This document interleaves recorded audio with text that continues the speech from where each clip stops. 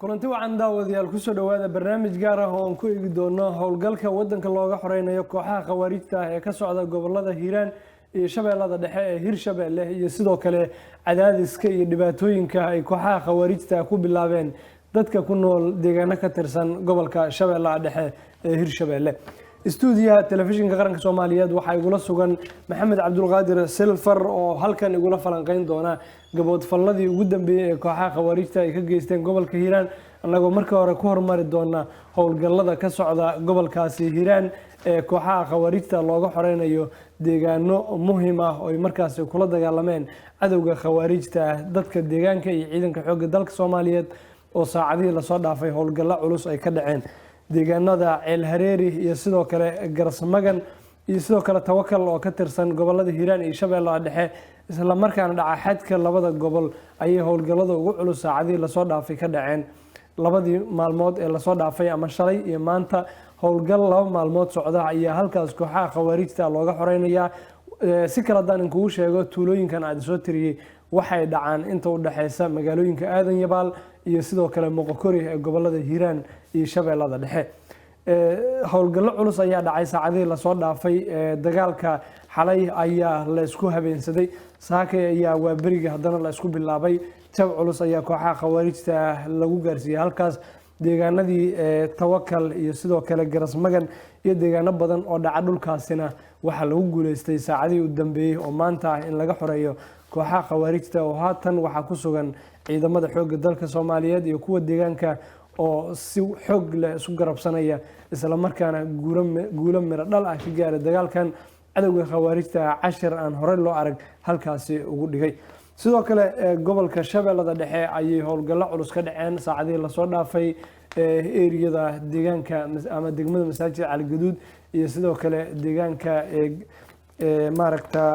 ama deegaano badan oo dhaca gobolka Shabeellaha Dhexe sida eeriyada Wargaadhi deegaanada Tawfiiq iyo sidoo kale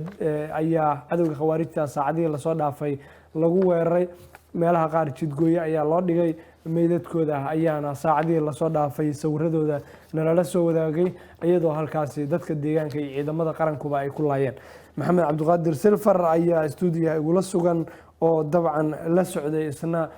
dhanka iyo afarta tuulo iyo deegaanada Ceel Baraf iyo Meer Taqwo saacadihii la soo dhaafay dadka deegaanka dhibaatooyin ama amarro culus oo ay kooxaha khawaarijta ku soo rogeen oo markaas gaboodfallo ugu geysanayeen sidii horey looga bartaba Maxamed soo dhawow maxaa ka cusub Shabeellaha Dhexe iyo dhibaatooyinka shacabka ay u geysanayaan kooxaha khawaarijta liban aad baad u mahadsan tahay sida xustayba 48 saac la soo dhaafay ma labadii maalin iyo labada habeen la soo dhaafay khawaarijta howlgallo culus ayaa ciidamada qaranka iyo kuwa xaquuqdirka deegaanka ay la galaan isla markaasna waxa la gaarsiiyay jab culus marka laga soo tago deegaanada aad tirisay oo dagaalamay khawaarijta waxa laga soo hoyo guulo waaweyn oo khawaarijta lagu jabiyay iyadoona meydadka iyo dhaawacyadooda khawaarijtu ay geeyeen deegaano badan oo iyo degmooyin isla markaasna halkaasi dadka deegaanka ay xaqiijiyeen in khawaarijtu meydadka ay daabulayaan ay aad u tiro badan yihiin marka laga soo tago intaas liibaan waxaa jira dhibaatooyin kala duwan oo khawaarijtu ay ku hayaan dadka deegaanada muddooyinkii ugu dambeeyay ay soo galeen oo ay ka mid yihiin deegaanada afarta tuulo loo yaqaano isla markaasna ay dadka deegaanka dhibaatooyinkii ay ku hayn jireen bulshada abidinta u badnaa ay saarayaan waxa ugu muhiimsan hadaan dib u eegno ilaa 5 qodob oo dadka deegaanku ay aad uga cabanayaan gaar ahaan afarta tuulo deegaanada ah oo ay ka mid tahay in dadkii ay ku ciqaabayaan in ceelashii biyaha gaar ahaan ceelasha macaan oo dadku aysan ka maarmin ay ceelkii ka gadayaan oo dadku ceelka deegaanka ugu yaalay ay lacag dheeraad ah saareen bishiina ay rabaan lacag intaas oo kun oo doolar inay ka soo ururiyaan oo dadka ay ceelashii macaana ay ku baadayaan waxa kale oo dadka deegaanku ay soo wariyeen in xoolaha magaalada ay u soo iib geynayaan ay lacag dul saareen tusaale waxayna la wadaageen in halka neef oo ariga ah ay ka rabaan $10 oo lacag waa wax yaani maaragtay boob ah marka loo eego neefkii ha u gadmo iyo u gadmin hadduu kuu gadmay ay shaqadooda ma ahan dadka deegaanka waxay intaas ku dareen in kuwooda beeraha gaar ahaan deegaanada afarta tulo loo yaqaano beera ay ku yaalaan oo sisinta iyo maaragtay dalag kale ay ka soo go'aan inay dadka boobayaan oo dadka ay ku qasbanaadeen maadaama beertiis wixii ka soo baxay xilli roobaad la galay aysan nacfi qofka ka helayn inuu beerta isaga cararo oo beertiisii khawaarijtu ay sidaa ku boobayaan waxa kale oo dadku inala wadaageen inay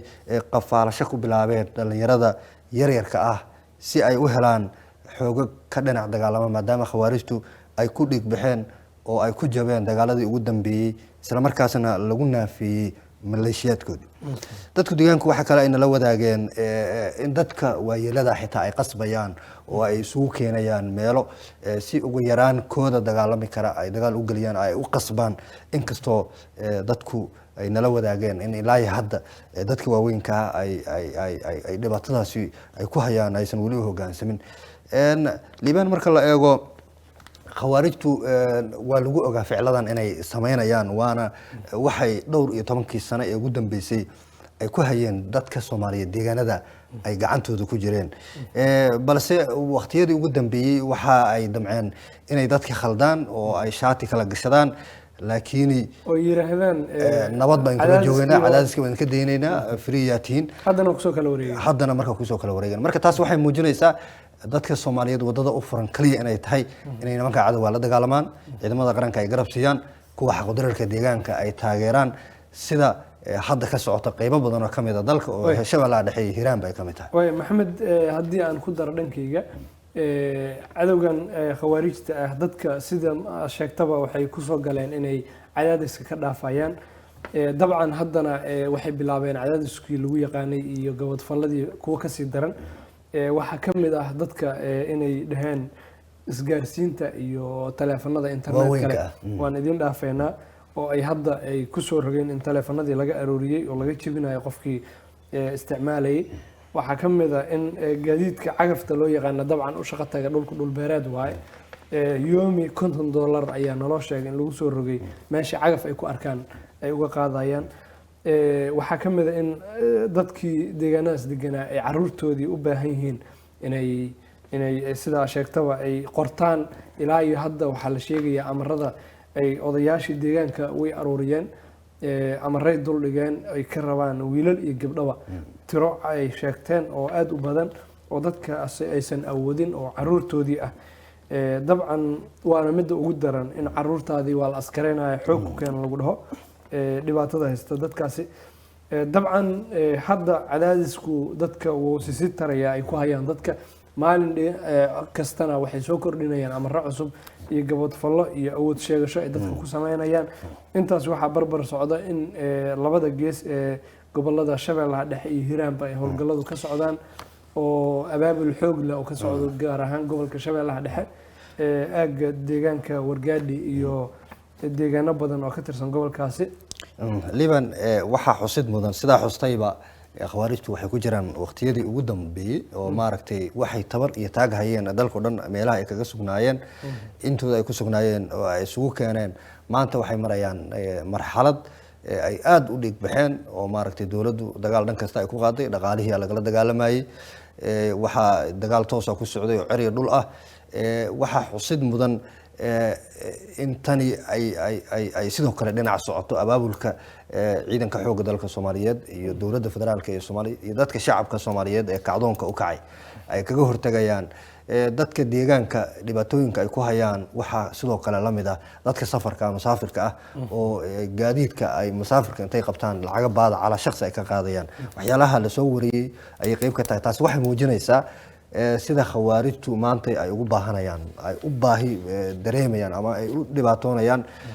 taasi oo haddii shacabka Soomaaliyeed halganka ay ku jiraan ay si laba jibaaraan isla markaasna ay kaashadaan halganka dawladdu ay hogaaminayso in waqti yar gudahood looga gudbi doono dhibaatooyinka khawaarijta aad baa mahadsantahay maxamed dabcan daawadayaal waxaad nagala socotaan telefishinka qaranka Soomaaliyeed gobolka Shabeellaha Dhexe iyo gobolka Hiiraan ba sidaan idin sheegno howlgallo culus ayaa ka socda haba ugu daraado gobolka Hiiraan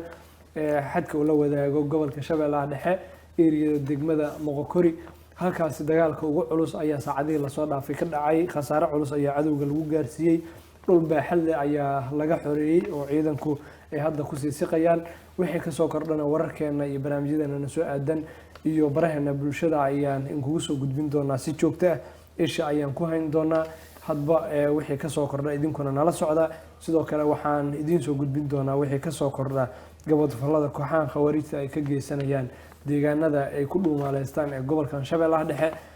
tan kulanti dambe iyo barnaamijkan lacayna inta ku kulmaynana nabadgelyo.